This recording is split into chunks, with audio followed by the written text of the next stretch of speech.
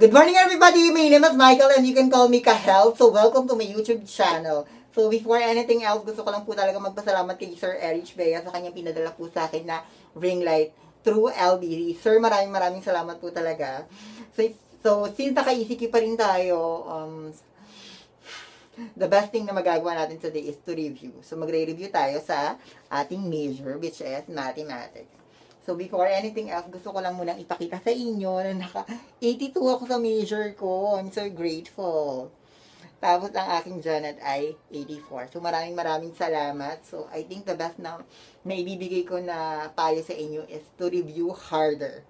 Para pagdating dun sa actual board exam, hindi na siya ganun kabigat. Okay? So magi-start tayo sa ating major, which is mathematics. Hello mga kasignayan. So question number 1. So, hindi ko na babasahin niya ng mahaba. Ipapakita ko na lang sa inyo kung paano natin siya isosolve. Okay? So, let's start. Dito ba? Okay. So, bring down lang natin yung 8x plus. Pag ganito kasi, you need to simplify lang. Since wala naman siyang i-multiply sa kanya, ipababa lang natin si 3x minus 2y. Plus, ibaba lang din natin siya, 6x minus 9. Tapos, napansin niyo ba yung negative? Pag nag-solve ng mga ganito at negative siya, always change the sign. So, negative times x will be negative x. Negative times y will be negative y. Okay, ngayon, i-bring down pa rin natin to. Parang sa lesson plan siya, para siyang oh my god, hindi ata kita. Para siyang details, lesson plan. So, kailangan ibaba mo ng ibaba. As long as ma-simplify mo siya ng maayos. Okay? So, pansinin mo yung mga x lang. Yung mga x. So, 3 plus 6, 9, minus 1 will be 8. 8x. Tapos, yung mga negative, ay mga y. Yung mga y. Ayan. So, negative 2y minus y will be negative 3y. Tapos, napansin niyo ba yung constant? Which is negative 9. Ayan. So, since positive to, hindi natin yan babaguhin. Diba? Kasi, ibababa lang natin yan. So, 8x plus 8x minus 3y minus 9. Combine like term ulit will be 16x minus 3y minus 9. So, ganyan lang yung tamang sagot. Anong letter ito? So, letter A ang tamang sagot. Napansin niyo ba? 16x minus 3y minus 9.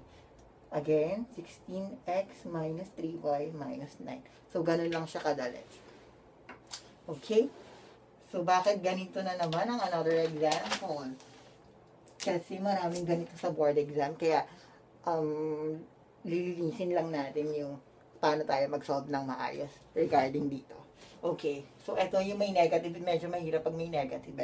So, dito tayo. Okay. 3y minus, naka-bracket, 2y plus 3x. May negative na naman. So, always change the sign to magiging negative 2x. Negative 2x.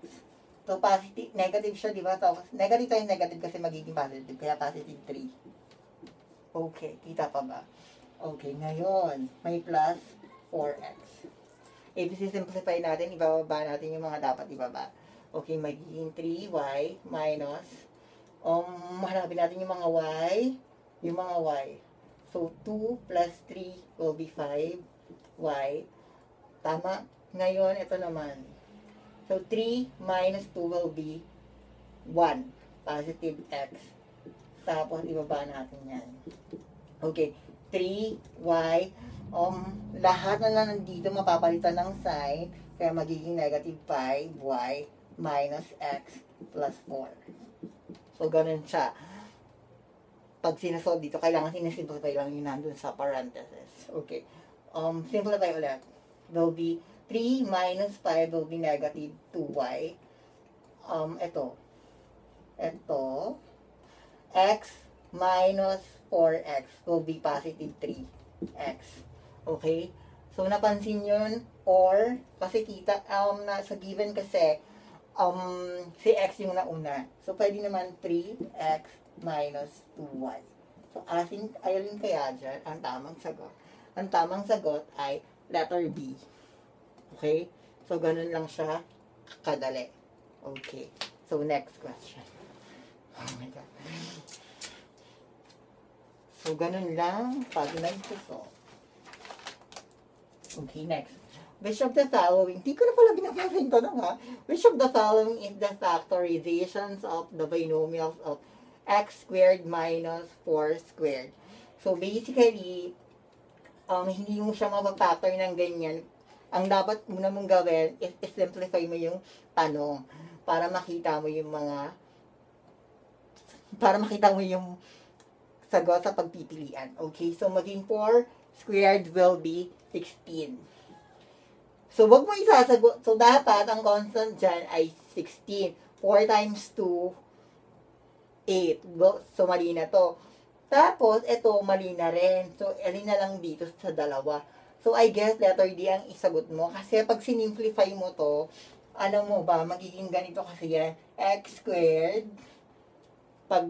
Tapos, para makuha mo yung gitna, magiging trinomial pa rin yung sagot dito, kaya mali rin to. Kaya ang tamang sagot ay letter D. So, paano siya magiging trinomial? So, yung shortcut na agad. So, magiging minus x times negative 4 times 2 will be negative 8. Tapos, magiging positive siya kasi negative 4 times negative 4 will be positive 16. So, ito yung factor niyan, kaya mali siya. Kaya ang tamang sagot ay letter D. Okay? So, ganun lang siya kadali. Ano kadali? So, again, kailangan mo munang i-simplify para makita mo yung sagot sa pagpipilian. So, can you please read? A subset of a sample set is blank. Okay, meron akong dashboard dyan. Based on sa Webster Universal English Dictionary, ang sabi ng event kasi ang tamang sagot, sabi ng event based on probability is an event, however, is any subset of a sample space. Kaya ang tamang sagot is letter D. Okay? So, ganun lang pala siya kadali. Oh my God. So, letter D ang tamang sagot. Okay, next. The vertex angle of an isosceles triangle is 20. Oh my God. Asan yung eraser natin? 20. Eraser? Ayun. Ngayon, what is the measure of one of the base angle? So, ito-solve natin siya. Kailangan muna natin mag-create ng triangle, which is, ito na siya. Kailangan ang triangle mo ay isosceles kasi pinag-uusapan natin ay isosceles. Pag sinabing isosceles, two sides are equal. Pwede rin siya maging two sides are equal din yung base. Okay? So, ba yung natin? Gulo pala. So, yung sinasabi niyang vertex angle ay 20 daw. So, ito yon. So, ano daw tong base ng angle na to? So, alam natin na ang measure ng buong triangle is 180. 180 degree. I-minus lang natin siya sa 20. So, magiging 160. Kaso, dalawa pa yung angle na nawawala. So, paghahatian pa nila, di-divide natin sila. 160 divide sa 2 will be, kahit hindi mo na yan, so, magiging 80. So, ibig sabihin, itong isang base angle na to ay 80. At ito ay 80 din. Kasi pag pinag-add mo na yung lahat ng sum ng angle, ang equivalent nila which ay 180. Diba? So, ang tamang sagot ay 80. Letter D. So, gano'n lang siya kadali. Medyo stress ako sa pag-explain ha. Wala na kasing practice station na nagaganap eh. So, kaysa tumambay lang tayo, mag-review na lang tayo. The best thing na magagawa natin is to review para makapasa agad-agad sa board exam. Okay. So, ngayon, the fraction halfway between, okay. So, mostly pag problem solving, tapos sinasabi, and, ang ginagawa dyan, mostly, ay ina-add lang. So, 3 over 7, and 4 over 7. So, i-add mo lang sila. So, since parang sila ng denominator, kakopy lang natin sila. Tapos, 3 plus 4 will be 7 or 1. Pero, hindi mo lang sagot kasi wala namang pagbibilihan. Halfway. So, kalahati daw ng 1. Kalahati daw ng 1 whole is 1 half. Kaya, ang tamang sagot ay letter A. Okay? Letter A ang tamang sagot. Letter A ang tamang sagot. Okay, next. The altitude of a triangle is 5 meters and the base is 20 meter. What is the area of a triangle? So, triangle na naman. Ang pagdami na. Parang hirap pala. Bura-bura. Ganun. Okay. So, wait. Yung altitude, in other term ng altitude, yung height. So, kunyari, halimbawa, ito yung triangle mo. Ito yung height. Ngayon, ang height mo daw ay 5 meter. So, 5 meter to. Tapos, yung base mo, ito yung base, which is 20. So, tandaan mo, ang area ng triangle is 1 half times base times height. Pwede magkabaliktad. Ngayon, 1 half, ano yung base mo, which is 20. Okay. Tapos, yung height is 5. I-multiply lang natin siya. What will be 100? Kalahati ng 100 will be 50. So, ang sagot ay 50, letter C. Okay, so ganun lang siya kadali. Letter C ang tamang sagot. Okay. Wait. Letter C ang tamang sagot. Okay. Hirap pala na ganito. I'm sorry. Next question. Isa-simplify natin siya. Okay. Gusto ko yung mga ganito kasi nakikita ko sa X. So, isa-simplify natin si 3x minus 12. Di-divide daw siya sa 3x. I-divide pa sa x minus 4. The best thing na magagawa mo is kailangan mo pang i-simplify muna to. 3. Anong factor niyan? X minus 4, di ba? Over 3. Kasi 3x pala to. So, cancel, di ba? So, 1 over x. 1 over x ang tamang sagot. Kaya ang tamang sagot ay letter D. I'm sorry. Letter D ang tamang sagot. So, letter D ang tamang sagot. Oh my God. Okay lang po kayo. Okay, ito na. Ito na yung laging lumalabas sa board exam. Okay, the sum of the side of a polygon is the length of the polygon. Huwag mong sasagot si area and volume kasi multiplication ang pinag-uusapan dito. Isagot mo si perimeter kasi si perimeter define niya as distance around a polygon. So, pag tinagalog mo yun, kukunin mo daw lahat ng side ng polygon using addition, which is the sum. Okay? So, ang tamang sagot ay letter D. Okay. Letter D ang tamang sagot. Oh my God, ang haba. The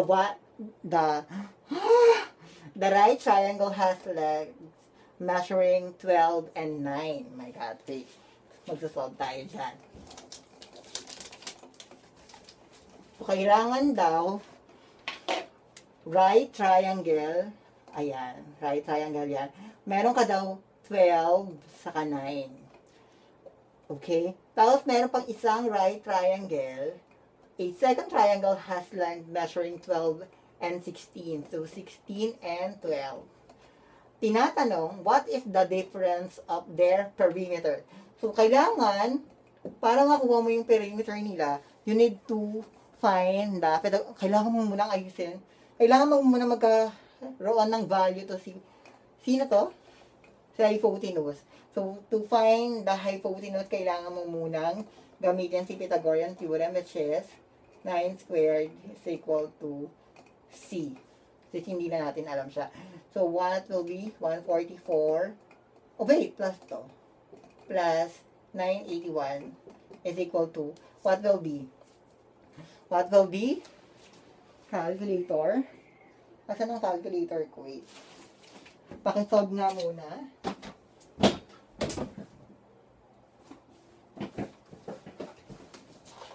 my God, wala di ako ready. Nakakaya. Okay. What will be? What will be the sum? Ang hirap naman ito. Okay. So, magiging 200. 144 plus 81 will be 225. Okay. So, para makuha natin yung value ng C, ang gagawin natin ay, ano yung square root ng 125? Diba? 15. Tama ba ako? 15. So, 15 ang value ng C. So, 15 si C. My God, ang hirap pala nito. Okay, next. What will be? 16 squared. 2, 5, 6 plus 1, 144 is equal to blank. So, i-add lang natin sila 144. So, magiging 400 siya. Is equal to C. Tapos, kukunin natin yung square root ng 140, which is 20. Is equal to C. Magiging 22. So, ayun yung sinasabi na perimeter. Pag sabi perimeter, kukunin mo na yung buong side using addition, ipa-plus mo siya. So, magiging 20 plus 12, 32, plus 16, 48. So, 48 yung sum nito. Ito naman, what will be? 12 plus 15, 27. Tama? Plus 9, 36. 36. 36. So, 48 minus different 48, my 48, minus 36, kakakaloka, will be 12, saka 1. Tama? So, ang tamang sagot is letter A. My God, ganun siya kahihira, pero kailangan alam mo lang yung Pythagorean theorem, masasolve mo siya. Okay, kaya ang tamang sagot dito sa tanong na to ay letter A. Okay, very good. Very good. So, may tanong pa ba? Hindi naman pwede magtanong dahil naka-online ka. Anyway, so what is the midpoint? Ay, gusto ko to yung mga midpoint na to kasi madali ito eh. Pag sinabi mong midpoint, kukunin mo lang yung gitna. Pero kailangan, alam mo yung formula. Kukunin mo lang yung gitna. Yung formula nito. So, wala akong ready formula. So, ang gagawin natin ay isa-substitute lang natin to kalangan si x plus 1 saka si x sub 2, divide 2. Tapos si y sub 1 plus y sub 2, divide 2. So, alam mo yan, si x sub 1 ito, so magiging 3, at ito, minus 5. Divide lang natin sa 2.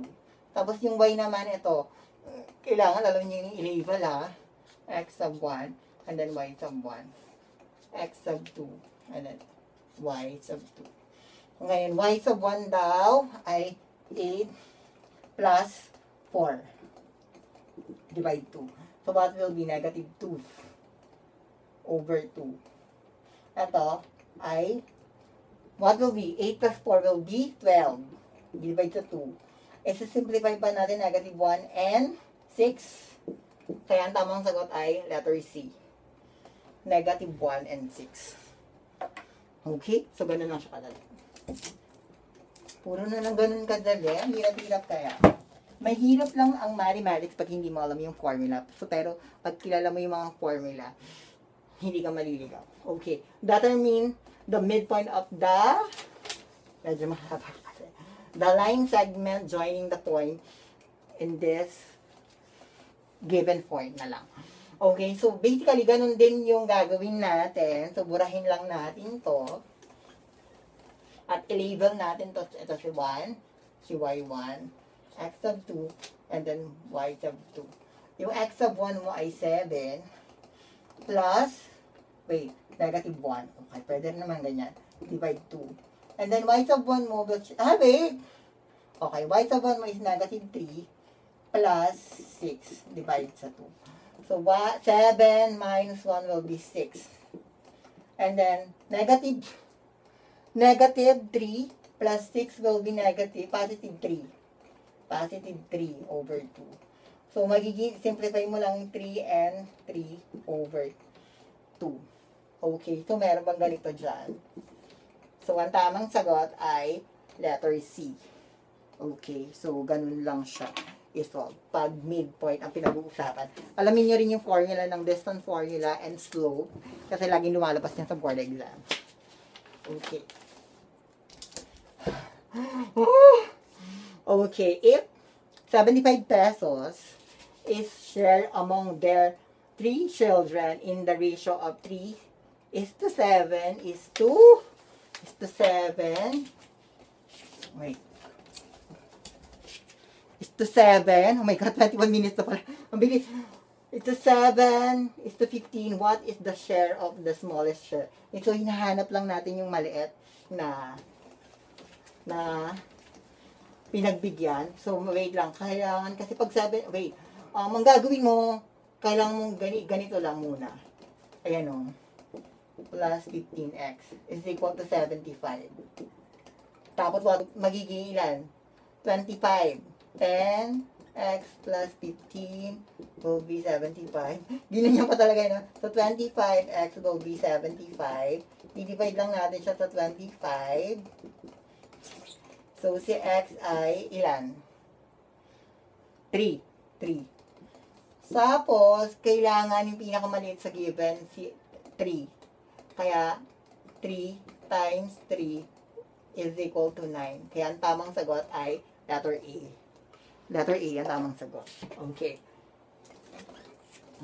Next question. Wait, logarithm na tayo. Si logarithm, ako, pala may mga taga-erase ako. Si logarithm, si log to the base of 2 of 16 is equal to blank. So, ang gagawin mo, paano nga ba ito ulit? Pag logarithm kasi, ayun, kailangan mo muna siya i-convert to exponential form. So, para ma-convert mo sa exponential form, ano nang gagawin nga ulit dito? Ang gagawin mo, kasi di ba magiging log, the base of 2 is 16 is equal to blank. So, ang gagawin mo, kasi paikot yan eh. Tapos pa ganun. So, 2 raised to x, kasi since hindi pa natin alam, is equal to 16. Ayan. At 2 sa base, tapos ito, ayan, tapos ito. Naintindihan? So, mangyayari, kailangan natin i-factor yung 16 na dapat ang base niya ay 2. 2 raised to 4. 2, tapos, yung parehas na sila ng base, x will be 4. Ganun lang kadali yan. So, ang tamang sagot ay letter D. Okay. Scotch tape. Okay, ganun lang kadali. Okay. Ngayon, what is the value of this logarithm na naman tayo? So, nito tayo. Ayan.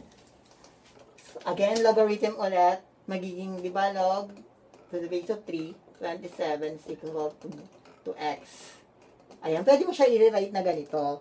Kasi, ito, kukopya mo lang natin yung base, pag ganyan, tapos pag ganon. Tapos dito si x is equal to 27. So, si 3x, kailangan yung base ng 27 is 3.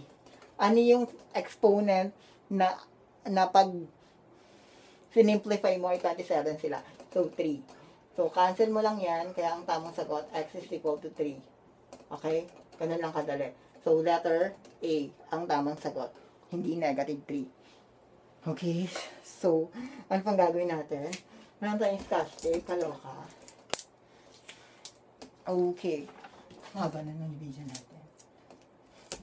Okay. The logarithm of the product of two number is equal to the blank of the logarithm of the factor. So, ang isagot mo ay letter A.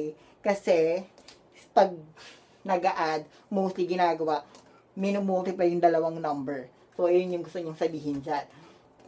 Pag different naman, dinidivide. Okay? So, itong dalawang to mali yan. So, ayun lang. Wala tayong mga scotch tape, kaloka. Okay. Wala naman may scotch tape. Okay. In mathematics, 8 students obtaining the following score. So, kung mapapansin nyo, ang topic na yan ay statistics. So, pag sinabing statistic, you need to arrange, you need to interpret, you need to arrange, you need to marami pang definition yung statistic, pero ang best thing na magagawa natin dito is to arrange highest to lowest. Lowest to highest. So, magiging 10. Tanggalin mo lang muna yan ha, para hindi tayo malito mamaya. So, 12. Dalawa yung 12. Ano pa yung sunod sa 12? 14. Ito, 15. Ganun talaga pag statistic ha. 16. 18. Ano pa? 24. 1, 2, 3, 4, 5, 6, 7, 8. 1, 2, 3, 4, 5, 6, 7, 8. Okay, so even yung kanyang data. So, ibig sabihin, kukunin mo lang yung gitna. 1, 2, 3. 1, 2, 3. So, dalawa. I-divide mo sa 2. 14 plus 15 will be 29. I-divide sa 2 will be, i-divide mo sa 2. Ilan na? So, 14.5. Kaya ang tamang sagot ay letter B. Okay? So, gano'n lang siya kalala. Sobrang bigat na pala sa taas, kaya bumagsak na sila. The average of the arithmetic means of x and negative 5 is equal to 10. Then, what must be the value of x? So, ang gagawin mo dyan, makakaloka, pinapahirapan ako. So, average. So, pag kinukuha yung average, di ba, sa best example ng average is yung grade mo. Kung paano ba kinukompute yung grade mo, di ba, mostly dinidivide kung ilan yung data. So, since dalawa yung binigay niya, si x minus 5 is equal to 10. Pag is ang pinag-uusapan, yun lang ba? Hirapan ako.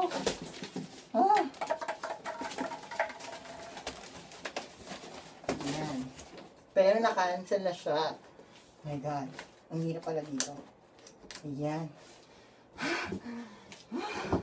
Okay. So, x minus 5 is equal to 10. I-divide lang natin sa 2 dahil dalawa yung given. And then, apply lang natin yung cross multiplication. So, magiging x minus 5 will be cross multiplication. 10 times 2 will be 20. Tapos, to find the value of x, ano lang, transpose lang natin yung negative 5, magiging positive. Kaya si x is 25. So, ang tamang sagot is 25. Letter B. Okay?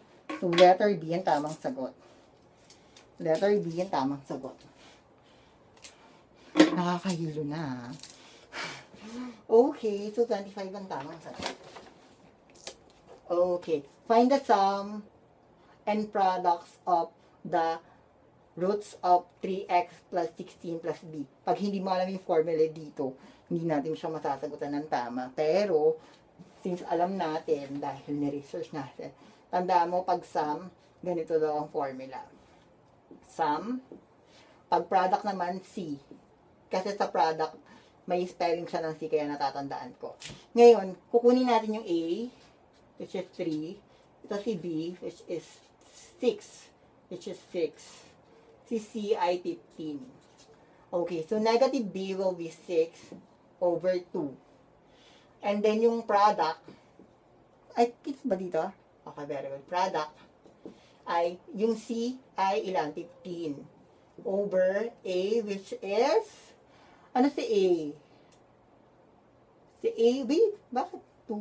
3, 2. Si A ay 3. 3. Kaya, ang sum, divide lang natin siya negative 2 and 5. Kaya, ang sum ang sagot, negative 2 and 5, which is letter A. So, ganun siya kadali. Tandaan nyo lang to. Tandaan nyo lang to. At ayan. So, ganun siya kadali. Kadali. Okay, very good. Oh! So, nasa 30 na tayo. Okay. Ito, lagi itong lumalabas sa board exam. Sobra akong grateful na ito yung lumabas sa board exam. Nakakaloka. So, to simplify their answer natin, kung yung f of x daw ay 2x minus 3, and yung g of x natin, x squared minus 1. Tapos yung hinahanap lang naman, f of x, f of f, kung ano yung una, ikakopy lang natin. Tapos, since f ulit, ipasok lang natin to doon sa variable. Ito di ba variable to? Tapos f yung sinutubukan niya, ipasok natin yan sa loob. Minus 3. Tapos, simplify lang natin 4x minus, 6. Kaya ito yung tamang sagot. Ha? Wait. Ano yung ginawa ko? Wait. Oo, di ba? Tapos may minus pa 2. Minus 3. My God. Nakakaloko pala. Ulitin natin. Again, ipapasok mo lang yung variable. Dun sa, ano yung value nito. Okay? Ito yung given natin. 2x. Tapos, yung variable niya, pasok natin dyan. Tapos, babalang natin ito. And then, simplify natin siya. So, magiging 4x minus negative 6 na minus 3. So, 4x, what will be negative 9? So, ang tamang sagot is letter C. Okay? Okay, paano naman daw pag f of g? Ha? What f of g? Okay, sige. So, f daw kasi ay ganun pa rin. So, 2x minus 3. Tapos, since g naman ang tinatukoy niya, kasi lumabas din to, tatlong beses nga ito lumabas paiba-iba yung tanong. Okay, so itong buo na to, ipasok natin sa variable. So, magiging 2, yung buo, x squared minus 1 minus 3. So, what will be 2x squared minus 2 minus 3. Okay?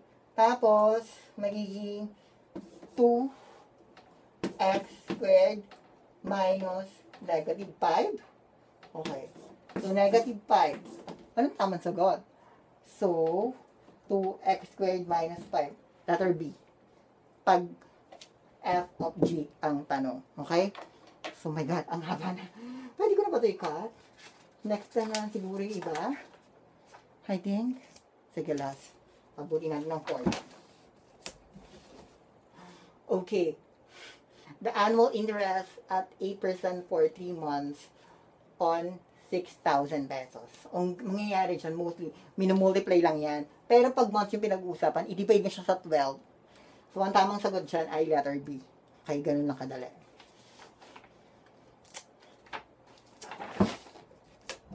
Okay. Pero kailangan i-simplify mo muna yung decimal ha. Ay yung percent, i-convert mo muna siya sa decimal. Tapos i-multiply mo na sila. Yun ang tamang sagot. Makukuha mo na yung tamang sagot. Okay. Eto, kaya nyo na to, no? Kasi, kukunin nyo lang naman yung... ang haba na kasi. I think, magpapapart na lang tayo para hindi siya ganun kahaba. Masyadong mahaba. 34 seconds. Maraming salamat sa panonood nyo. Maraming salamat. Gusto ko talaga makatulong kaya ginagawa ko to. And I'm so grateful na meron akong ganung skills na panglaban. May napapa-shoutout po si Ma'am Elisa and Ma'am Jonah. I miss you so much. Sobrang magagaling din yan. Board pattern din sila. Isang beses lang sila nag-take, pasado agad. Proud to be UCC-han. Kasi din ako graduate. Maraming salamat. Bye! Thank you po.